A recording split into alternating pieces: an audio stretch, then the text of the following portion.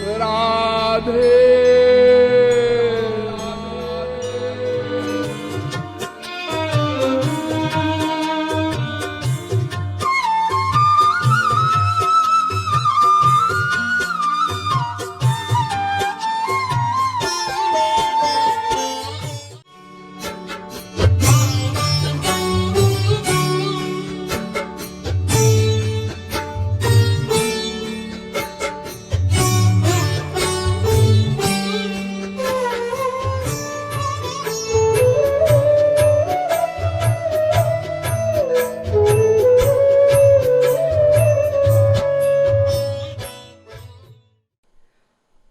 और रसग्वम येवायम लब्ध्वानंदी भवति, और उन रसस स्वरूप भगवान को जो प्राप्त कर लेता है वो भी आनंदी भवति, आनंदमय हो जाता है।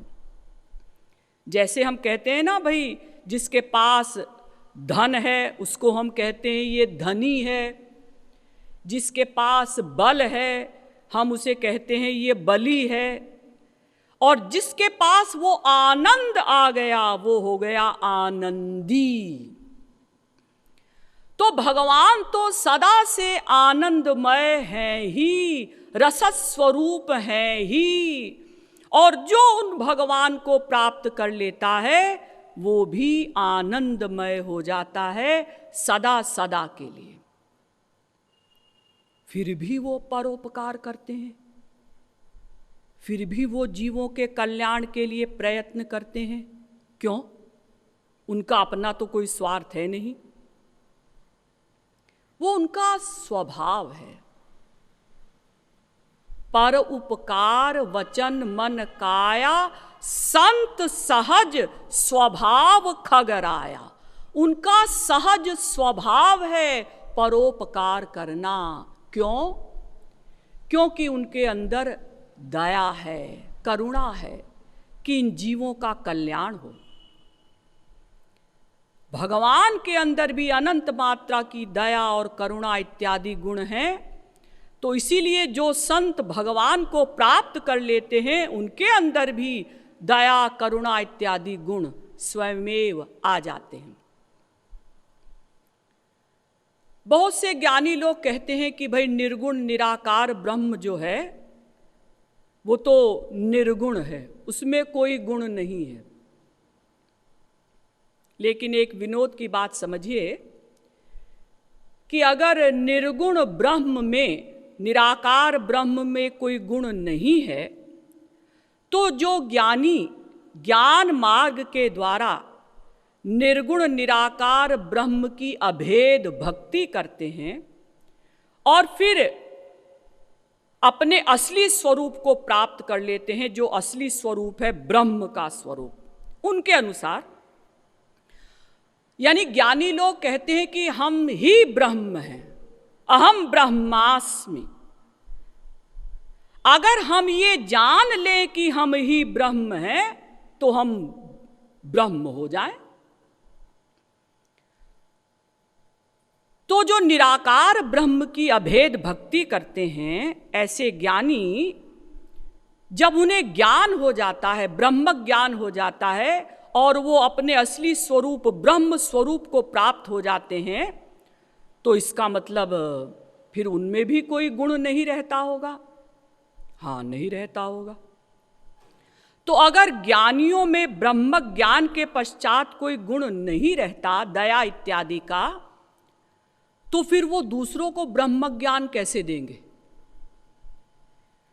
हमारे यहाँ वेद से लेकर रामायण तक हर ग्रंथ में लिखा है कि भाई चाहे तुम सगुण साकार की भक्ति करो, चाहे निर्गुण निराकार की भक्ति करो, किसी संत की शरण में तुम्हें जाना पड़ेगा। संत की शरणागति के द्वारा ही तुम अपने लक्ष्य को प्राप्त कर सकते हो। तो अगर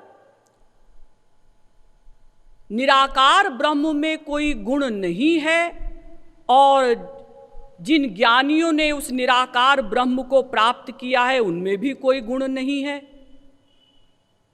तो फिर वो दूसरों को ब्रह्म ज्ञान कैसे देंगे?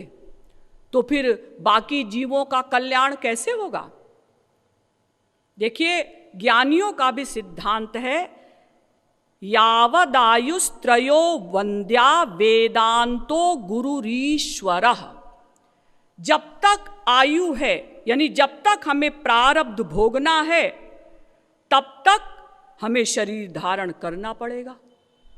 ज्ञानी को भी, हाँ, प्रारब्ध भोगने तक ज्ञानी को भी शरीर धारण करना पड़ता है। तो तब तक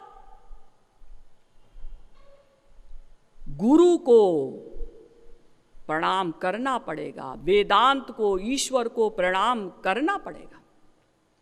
तो देखिए, ये तो थोड़ा सा अलग हटके मैंने बोला। यहां तो हमें केवल इतना समझना है कि इन महापुरुषों का भी प्रयोजन है। ये महापुरुष परोपकार करते हैं, क्यों? क्योंकि दूसरों को सुखी देखकर उनको सुख मिलता है। वैसे तो वो सदा आनंदमय हैं, लेकिन फिर भी दूसरों का कल्याण करके जब जीव सुखी होते हैं तो उनको देखकर संत भी सुखी हो जाते हैं। इसी प्रकार से महापुरुषों के आराध्य भगवान भी परोपकार करते हैं, क्यों? न मे पार्थास्ति कर्तव्यम त्रिषु लोकेषु किंचन नानवाप्तमवाप्तव्यम वर्त एव च कर्मणि।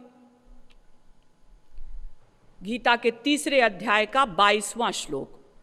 भगवान कहते हैं, अर्जुन, मुझे कुछ प्राप्त करना शेष नहीं, मुझे कुछ करणीय नहीं, मैं सदा आनंदमय हूं। हाँ महाराज, आपको क्या प्राप्त करना शेष होगा? आपको तो जो छू ले, प्राप्त कर ले, उसी को ही कुछ पाना शेष नहीं रहता। देख अर्जुन, फिर भी मैं कर्म करता हूं। क्यों? क्योंकि अगर मैं कर्म नहीं करूंगा तो मुझे देखकर लोग अकर्मण्य बन जाएंगे, आलसी बन जाएंगे। इसलिए मैं कर्म करता हूं ताकि मुझे देखकर जीव भी कर्म करें और उनका कल्याण हो। तो देखिए, ये दुष्ट प्रकृति के लोग या संत या भगवान, ये भी जो भी कुछ कर्म करते हैं, इनका भी कुछ ना कुछ प्रयोजन है। और वो प्रयोजन क्या है? आनंद प्राप्ति। दुष्टों को, दूसरों को दुख देने में क्षणिक सुख मिलता है, और संत महात्मा एवं भगवान जो सदा आनंदमय हैं, उनको दूसरों को सुख देने में सुख मिलता है। अब हम लोग कोई कर्म क्यों करते हैं वो भी समझ लें। हम लोग कोई भी कर्म क्यों करते हैं? हमारा एम क्या है? उद्देश्य क्या है?